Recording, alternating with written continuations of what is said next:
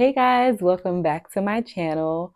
So today I wanted to make a quick sit down video, just kind of recapping the challenges I faced in my first year moving abroad here to Naples, Italy. I'm hoping that this video is helpful to someone who's either planning on moving abroad or moving here, and can help you just mentally prepare better than I did, as well as if you do face any of these challenges to help you cope a little bit better. And just a tip before I get started, in a recent conversation I had with my manager, he actually told me that the first year does not count. And as much as I wanted to deny that because of all of the challenges I had overcome and the hard work I put in into, making it through my first year, I wanted it to count for something. But to be honest with you, it's now April 2024. If I think back to April 2023, my first April or first year living here, my mindset, my perspective, how I navigate through this country is completely different. So I've overcame a lot, and honestly, if I could just erase that first year and start from now on, I think I would enjoy this place a lot better. As a matter of fact, I am enjoying this place a lot more than I did initially. So the first thing, which I think is the most obvious, is try to learn the language, which I think most people do anyways. I'll admit that I did. And to be honest with you, the tools you use really do matter. I was relying solely, heavily, and independently on Duolingo. And that's no knock to Duolingo. Of course, I learned the basic greetings via Duolingo, some of the basic words like, how to order water, and simple things like that. Nailed it. But I thought I was like really that girl. I'm not gonna say fluent, but I thought I was doing really good in learning my Italian before coming here. I was on like 100 and something day streak via Duolingo. And then I get here and people are looking at me like I'm speaking a foreign language when I'm thinking I'm speaking their language. Um, just because the dialect is so different. And that is something you definitely want to study before moving to any country is like, of course, the language. Find out if the dialect is different from like the standard so that you can kind of better prepare for that. An example of that is okay, so a little bit of history about myself. My name on paper is Candace. The way my mom spells it is Canda apostrophe CE, which is to kind of pay homage to my name's origin, which comes from the Kingdom of Kush. It's in the Kingdom of Kush. It's pronounced Kendaki, and it's spelled Kandake. So my mom kind of wanted to pay respect to its origin and also kind of have the American traditional spelling. Um, and so that's where the pronunciation that my mom gives me or gave me, which is Kendasi. But keep in mind, the actual pronunciation is Kendaki. Now, the history lesson part. Some parts of Italy, the Neapolitan region was one of them, were actually colonized by some of the northern tribes of Africa, back in the ancient times. And you can actually see some parts of that today, which kind of goes into how the dialect is different here. So I say all that to say that when a local Napolitano sees my name on paper, they typically will read my name as Kendace, which is closer to its origin. So, my name on paper, Candace, in America is Candace. Here it's Kendace, which is actually closer to its original pronunciation. So a little bit of history lesson about myself as well as my name, and to give some example and context about the dialect here. So anyway, I say all that to say that the dialect is different. It is very distinct. And so sometimes when I would be thinking I'm really saying something, I was way, way off. And so that made it a bit challenging to navigate because it's like I'm actually putting in the effort to learn the language and communicate, and it feels like it's for nothing.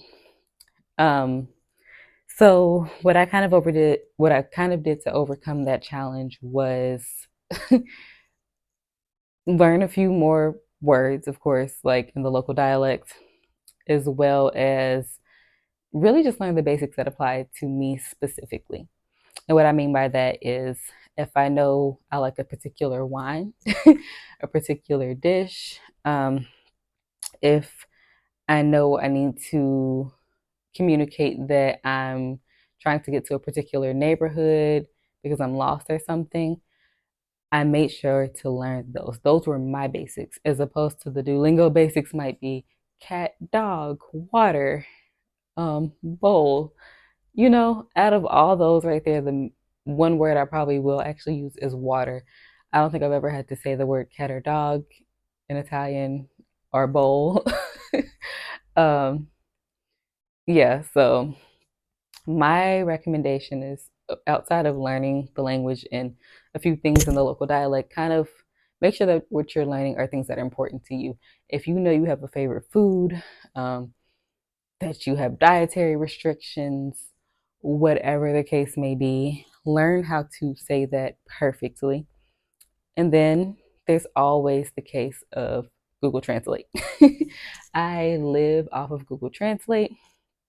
It helps me tremendously. Out of 30 plus countries I've been to and in living here, no one's ever complained about me pulling out Google Translate to communicate with someone because at least I'm trying versus just getting angry and assuming that the other party does not understand me. I'm trying to communicate with this other party as best as I can. And usually just learning a few words or trying makes a difference in your experience in traveling or even living abroad. So do your due diligence in trying to learn at least some greetings and things that work for you. And from that lesson and that challenge, while preparing for my next goal, which is to move to Japan, um, I'm now no longer using Duolingo to prepare and study Japanese. I'm actually working with the direct tutor via the app Preply. So I'll put the information about Preply down in the comments below. It's been really nice for me, simply because of the fact that I'm able to have a one-on-one tutoring session. And my tutor actually customizes our lessons to me. So she's like, okay, what do you eat for lunch? Um, so that like when I do move to Japan, I can communicate like, okay, I would like to order this sandwich this way. This is how I greet you and say my name specifically. This is how I identify the members in my family, like things that actually apply to my personal life. And I do think if I had known about this app before and had someone to correct my pronunciation before moving here, I would have had a much better experience. And then also, again, having someone to teach me how to say things that actually are relevant to my life would have helped a lot. So that was the first challenge and kind of how I overcame that. Um, the next thing I spoke about in my like culture shock video was the driving. I realized that driving here, it's crazy to say this. It's like driving with a bunch of me's. And I'm not gonna lie, I'm not the world's best driver. I am a bit of a defensive driver. Um, and I'm like living in a country with full of defensive drivers. So you really have to be on top of it. I used to be really scared and timid. But I was like, at the end of the day, I have to get to work. I have to get home. I have to get to and from where I need to go. I can't be afraid to just drive and live my life. So your girl's got to do what she has to do. And it was one of those just do it. When it came to the driving here, it's just do it. I really think that kind of applies to anyone. Even if you're living in a place where it's public transit, sometimes you just have to go out and get lost to know how to find your way back. And as crazy as it sounds, that's really the best advice I can give you is just do it. Of course, do it safely, do it cautiously, but just do it. Otherwise, you'll prolong your success, you'll make things harder for yourself, um, you'll stress yourself out. Just get out there and do what you have to do. The best thing I can say is act like a local. Um, Even to the point of like, I decided not to get a newer looking car here because I knew I was going to get Naples kisses, which we call them here, the little fender benders and like just nicks and bumps and scrapes on your car just because of how chaotic the driving can be, whether it's from yourself or from someone else. So my best bet was okay, get a local made car. So I got me a little Fiat. She's a little beater, but I love her. And it helps me blend in. So my car is less susceptible to being robbed. Not only that, I'm not as passionate about avoiding fender benders and things. Not saying I'm gonna full fledged hit someone, but more so like I'm not overly cautious when it comes to driving because it's like, all right, this already is not a luxurious vehicle. Therefore, in my opinion, it's best to just go for it. I'm more prone to just go for it and do what I got to do to try to get to work or get to my destination because of the fact that I'm like, I'm not afraid, like, oh, what if they nick me or whatever? It's bound to happen here. So, my best advice when it comes to driving or just transportation, that particular challenge is do it, um, and try to blend in as best as you can. Like, try to just act like the environment because the more you try to stand out, which I'll admit, for the longest, I was like, oh no, I don't act like this. I don't move like this. I don't think like this. I made things harder for myself than I really needed to. Because at the end of the day, they don't care how different you are you inconveniencing me? And if so, I don't like that. It's kind of how I feel like the attitude was. Now that I'm just like, all right, this is how you operate. I'm not here to make changes. I can't. Let me just do it. So there's that. um, Another challenge, of course, was, and it kind of goes into the language barrier and just learning to live and adjust to here, was kind of like loneliness, because I'm dealing with a whole nother culture full of people. So having my friends and family back home to stay in touch with helped a lot. Um, but in addition to that, I will admit that I've noticed like my mindset and what I find engaging in certain conversations no longer are entertaining to me. So I'm like, I don't care about celebrity not gossip and news, or I honestly find myself being confused on like why we as Americans act certain ways sometimes. Because like seeing us from an outside perspective now just kind of has me scratching my head at a lot of things. And it's like, oh wow, we really do that. Don't get me wrong, I'm gonna rap my country till I die. US for life. But at the end of the day, um, I feel like my perspective has become a lot more worldly. So I appreciate my friends, but I went from a point of like depending on them to get by in my day to day. And I love them and appreciate them for listening to me, lending an ear, and always reminding me that I can always come home. And I think that was my biggest motivator, was knowing that no matter what happens, my people still love me and I can always come home, which kind of gave me the push and the excitement and freedom to feel like I can venture out and explore because at the end of the day, home is where the heart is. Home is home. So it doesn't matter what I do here. If I make it, fail, whatever, I still have home and I still have my friends and I still have my family. So thank you guys for that. But I'm also glad that in venturing out, it's helped in opening my perspective. Another thing that's helped me with coping with the cultural differences and um, loneliness and everything in between was therapy. And I'm not like trying to push therapy on anyone, but it's helped me tremendously. I went through BetterHelp, and this is not promoted, paid, sponsored, none of that.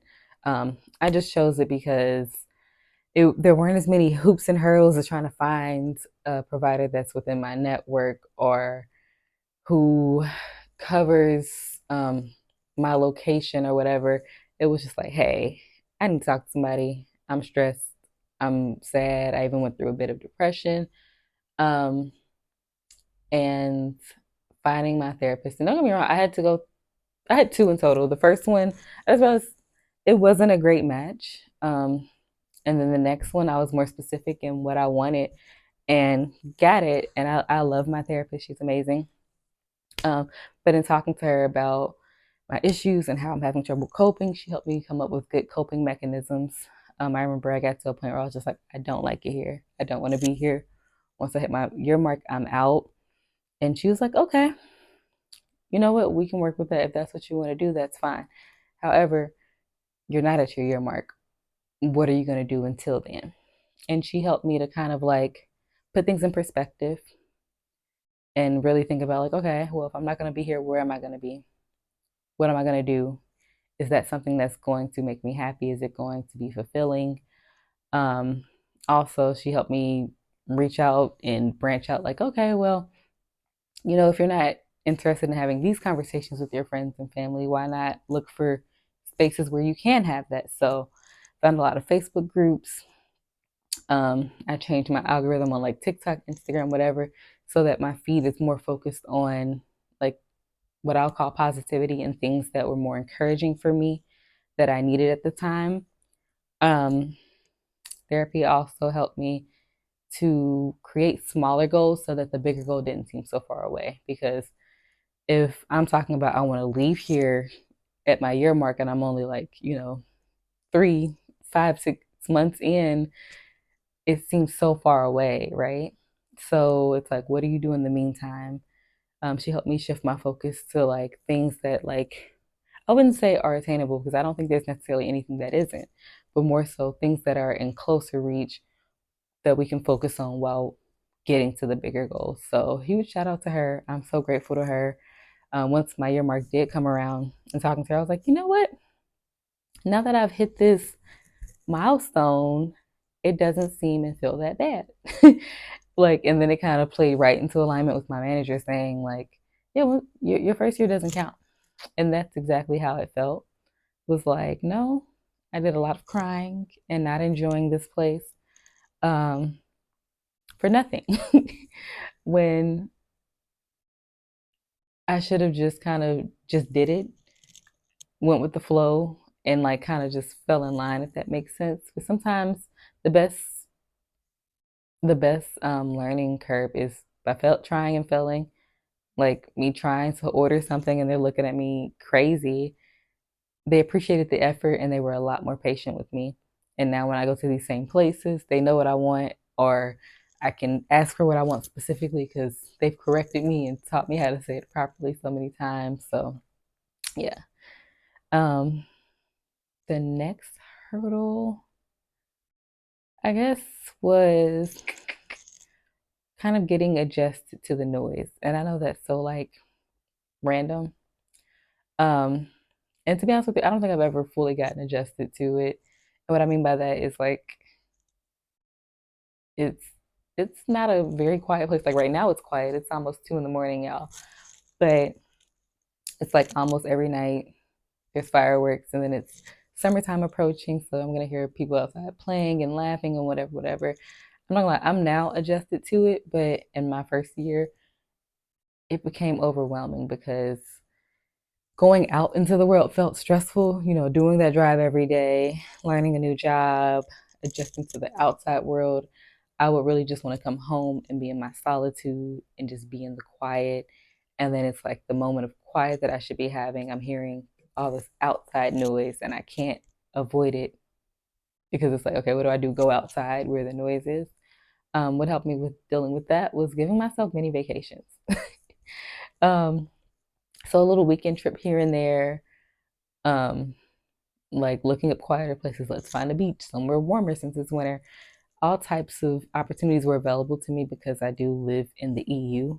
And the cool thing is, if I'm traveling from one country in the EU to another, it's not a big hassle. It's not a burden. I'm not going through customs, worrying about visas, stamps, any of those things because I'm already within the EU. So it felt like just going from one state to the other. It felt like, okay, it's loud outside and it's cold. Let me be a snowbird and go down south for the winter, or at least the weekend, so I can get a sense of quiet and peace, and that has helped me tremendously. Um, and I guess this last piece of advice kind of falls into the just do it thing. Um, now that I've made it through my first year, I've seen so many parts of Europe. Um, I've experienced or experienced Italy from mostly from inside my house. I was like, let me just do it, get out and explore and experience the rest of the country for myself. So my focus this year has been more so um, traveling to more local places, trying new restaurants, taking myself out locally, um, going out with friends instead of saying, no, I'm doing homework. Uh, even checking out other cities throughout the country. It's helped me to open my horizons and open my heart to Italy a lot more. I'm not as closed off. Like recently, I explored Venice and Florence, and I enjoyed that so much more than I thought I would. Seeing the different personalities and how quiet and peaceful those places are. And then it was that reminder that, okay, this place can be that. You just have to go to it. You don't necessarily have to leave the entire country um, to get what you're looking for. You just have to do it and give it a chance. So, if anything, that's my biggest takeaway is really just do it, embrace the culture that you're exploring. And if it doesn't work, okay, guys, so my mic died. I do apologize about that. I'm now using my AirPods to record the closing of this video. But like I was saying, as long as you make the attempt, I recommend anyone making the attempt to move abroad, at least you try. And the reward that comes from living abroad or leaving your hometown, um, I feel like it's so rewarding because it changes your perspective, how you view the world, how you view where you're from, how you think, maneuver, navigate. So many beautiful things come out of it because it's transformative for you and who you are. And I think it's also inspiring for others, not just those on the internet, but also the people in your home life. I'm grateful that I get to be a blessing and get to be an example for my friends and family, especially the younger generation, that there is so much more out here in the world that all you have to do is try. All you have to do is ask, especially because there are so many tools available to you to engage and interact with people. I always tell people look for Facebook groups. If there's something you have an interest in, there is a Facebook group for it. Like if you're interested in learning technology, recipes, cooking, just travel, if you're interested in learning about a specific country, I always recommend these groups because it gets to put you in alignment with like-minded people, and it also gets to be inspiring as well. But yeah, I do think everyone should at least study abroad or do an exchange or maybe leave home if they decide to go to college or work remotely and just explore other parts of the country or the world because you might not think they're so different, but they truly are. And then also sometimes I've realized the more different you think something is, the more the same they are. Like all throughout Europe, I realized that the Western attitude is pretty much the same across the board, but how one may carry themselves is so different, or what one's people may prioritize is so different. Um, so yeah, that's my best piece of advice. I'm gonna wrap this up because I know the sound quality is probably not the same. But thank you guys so much for tuning in. I do want to ask that you leave a comment if there's anything I didn't touch on or anything specific you want to know about my journey and my experience. I'm actually trying to coordinate something with my friends so you can kind of get other experiences and perspectives about living here or their experiences in living abroad. Um, I'm going to try to get some of my friends that have lived in other countries to talk about those experiences as well and maybe compare the two, just so you guys have a lot more insight and perspective before visiting some places or traveling to some of these places. But again, yeah, be sure to like, comment, be sure to like, comment, and subscribe, and stay tuned for more content. I'm sorry, y'all. It's like 2 a.m. I'm tired. And I'm about to shower and go straight to bed. But thanks for tuning in. See y'all next time. Peninsula. Right, let me try this over. Turn me up.